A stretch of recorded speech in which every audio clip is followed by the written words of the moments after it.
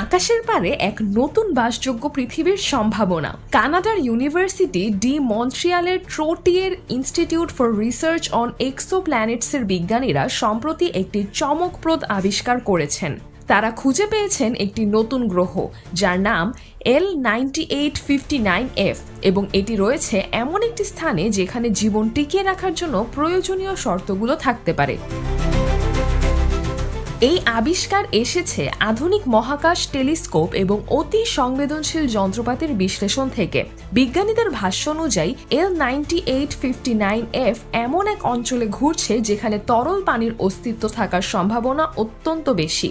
এই গ্রহটি অবস্থিত একটি ছোট লাল বামন নক্ষত্রের চারপাশে, যার নাম L9859। পৃথিবী থেকে এর দূরত্ব মাত্র 35 আলোকবর্ষ। 2019 সালে নাসার টেস স্পেস টেলিস্কোপ প্রথম L9859 নক্ষত্রকে কেন্দ্র করে 3টি ছোট গ্রহ শনাক্ত করে। পরবর্তীতে ইউরোপীয় সাউদার্ন অবজারভেটরি এসপ্রেসো স্পেকট্রোগ্রাফ ব্যবহার করে চতুর্থ গ্রহের অস্তিত্ব নিশ্চিত করা হয়।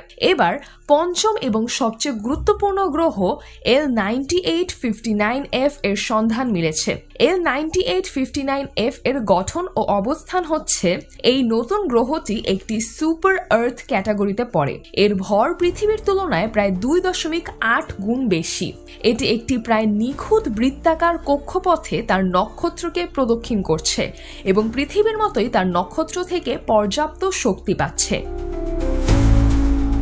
এ কারণে গ্রহটির পৃষ্ঠে তরল পানি থাকার বাস্তব সম্ভাবনা রয়েছে। বিজ্ঞানীরা বলছেন, যদি এই গ্রহে কোনো বায়ুমণ্ডল থাকে তাহলে ভবিষ্যতে জেমস ওয়েব স্পেস টেলিস্কোপের মাধ্যমে জলীয় বাষ্প, কার্বন ডাই অক্সাইড এবং অন্যান্য গুরুত্বপূর্ণ উপাদান শনাক্ত করা সম্ভব হবে। বিজ্ঞানী রেনে ডোওন জানিয়েছেন, এই গ্রহটি আমাদের জন্য একটি বিশাল সুযোগ তৈরি করেছে।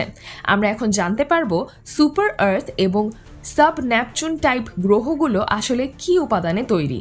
পাথুরে গ্রহগুলো ছোট নক্ষত্রের চারপাশে কিভাবে তৈরি হয় এবং এইসব গ্রহে বায়ুমণ্ডল টিকে থাকে কিনা, এইসব প্রশ্নের উত্তর পাওয়ার ক্ষেত্রে L9859F হতে পারে এক যুগান্তকারী উদাহরণ। সিজরাতুল আভা, দৈনিক আওয়ার বাংলাদেশ।